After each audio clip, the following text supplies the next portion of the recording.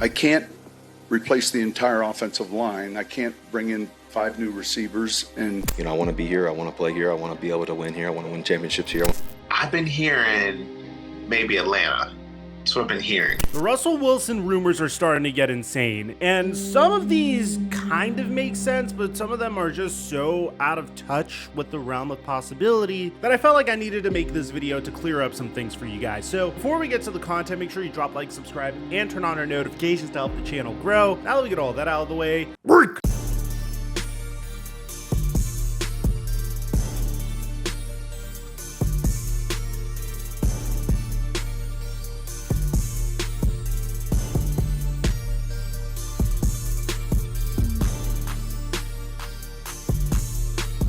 For the Super Bowl, PrizePicks is blessing us with an easy way to make $100. All Patrick Mahomes needs is 1 passing yard in the Super Bowl for a square to hit, which means he's pretty much a free square. First, download PrizePicks and use my promo code Mikerophone when you sign up to get up to $100 deposit match on your initial deposit, and then make these picks really quickly before they change the lines on them. So for me, I'm pairing Mahomes' free square with Isaiah Pacheco, who's had at least 1 touchdown in his last 5 games, so that's easy, and Christian McCaffrey, who has had more than 88.5 rushing yards in 4 of his last 5 games. Of course, I give away all my picks for free on Instagram, and I highly recommend you turn on notifications for my Instagram story so you can get the picks quickly before they move the lines and you lose your advantage. And thank you, PrizePicks, for the sponsor. Mic check 1 2 1 2. What's going on, everybody? Last year, the Denver Broncos had no choice but to go all in on their decision from the previous year. After trading Drew Lock, Noah Fant, Shelby Harris, 2 first-round picks, 2 second-round picks, and a 5th-round pick for Russell Wilson, and after he underperformed underneath Nathaniel Hackett, the Denver Broncos had no choice but to do everything they possibly could to salvage their investment in Russell Wilson, especially because they signed him to a 5-year, $245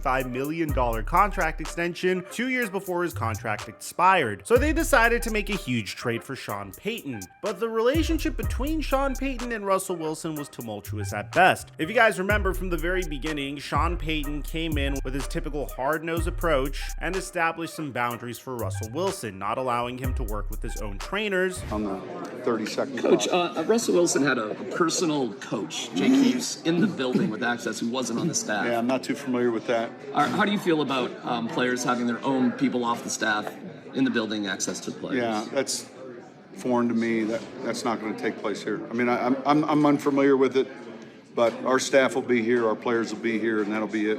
But you can't disagree with the fact that Sean Payton's approach definitely yielded results. Russell Wilson performed significantly better this year as opposed to his season with Nathaniel Hackett. And he did that despite his wide receivers not necessarily performing to the best of their abilities. I mean, you had Jerry Stonehands Judy out there. Cortland Sutton was solid whenever he was on the field, and the Denver Broncos almost made it to the playoffs. And the fact that they're in the same division as the Kansas City Chiefs and they nearly made it to the wild card is no small feat, but we never really truly got the opportunity to see whether or not this team would be good enough to make it to the playoffs, because 2 weeks before the season ended, Sean Payton decided to bench Russell Wilson in favor of Jarrett Stidham. How does Jarrett Stidham continue to get in these situations? I have no freaking idea. But regardless, Jarrett Stidham started for the final 2 weeks of the season, and the Denver Broncos made it abundantly clear that they're trying to move on from Russell Wilson. Now, I can understand that Russell Wilson isn't the same Russell Wilson from 2020 that was throwing for 40 touchdowns and over 4,200 passing yards, but at the same time, he doesn't have the same weapons in Denver either, and he's definitely trending in the right direction. Even furthermore, you don't necessarily have a choice. His contract is about to hit this year, and to move on from his contract is going to get you a significant cap hit, unless if you're successful in trading him. But the likelihood of the Denver Broncos being able to successfully trade him is marginal at best, considering that the entire NFL knows that they were willing to cut him. Now, here's where it gets even crazier. When Sean Payton asked why he decided to bench Russell Wilson and why he would want to move on from Russell Wilson, he literally said that he had to blame somebody. Looks like Russ is taking the brunt of the blame. Well,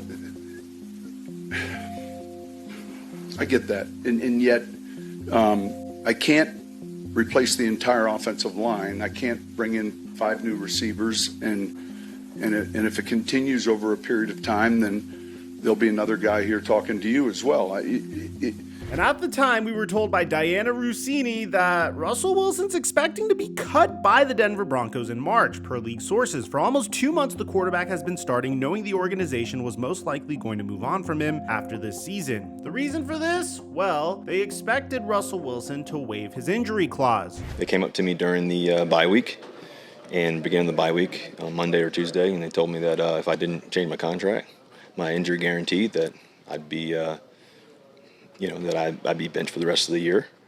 And I think we had 9 games left or so. I was definitely disappointed about it.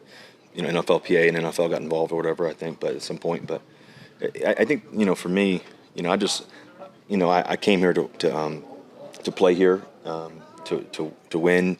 I want to be here. I want to play here. I want to be able to win here. I want to win championships here. Now look, man, I'm not going to sit here and tell you that Russell Wilson was the perfect QB. This man was meme-worthingly bad in the 2022 season. There's a viral Melvin Gordon meme just staring at him for how bad he was as a quarterback in 2022. You had the fans counting down the play clock because of how bad he was in 2022.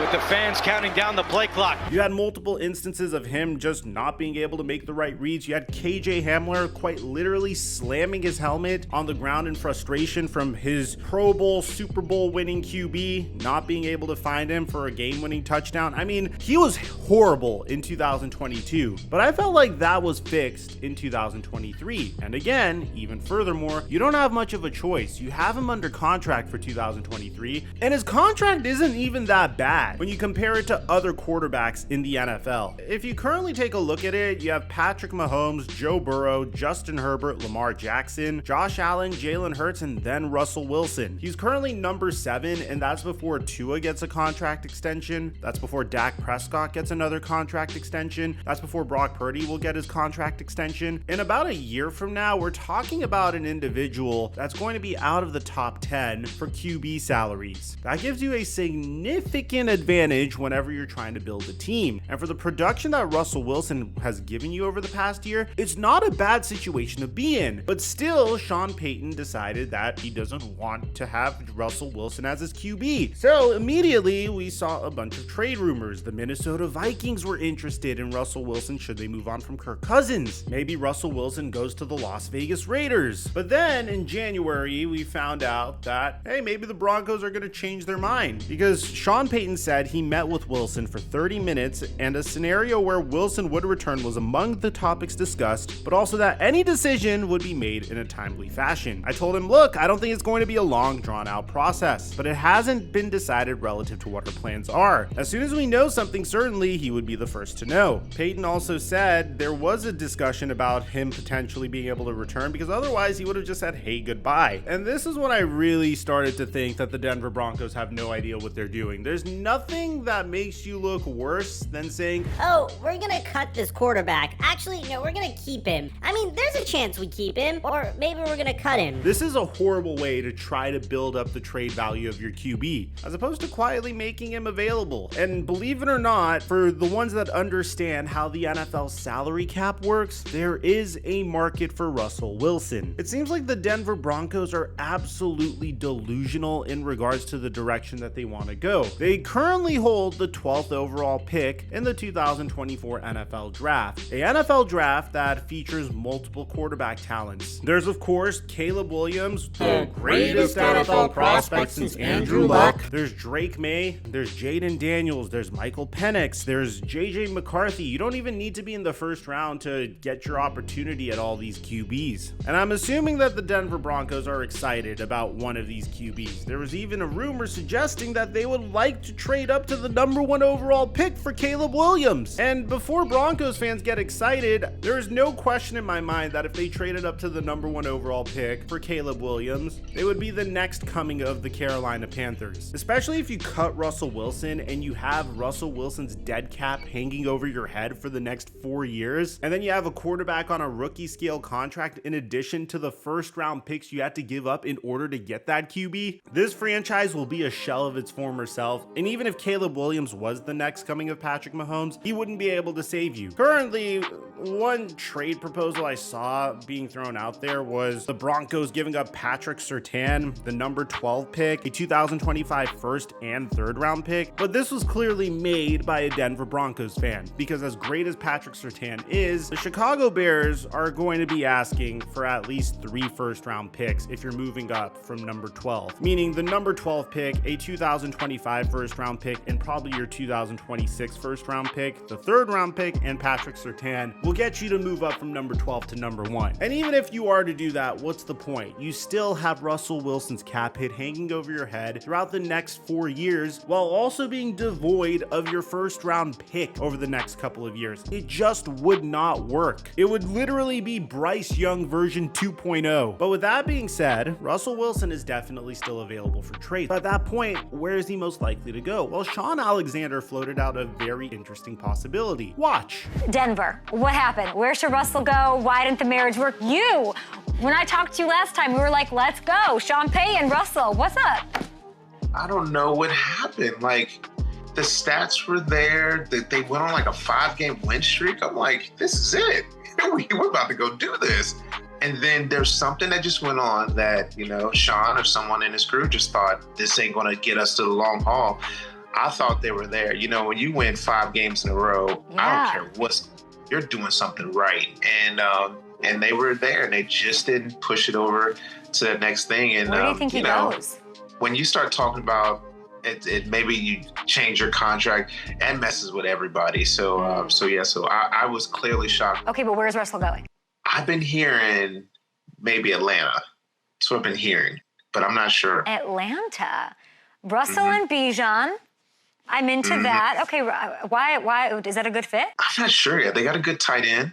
They got good receivers. Of course. Line's okay. It's a nice team.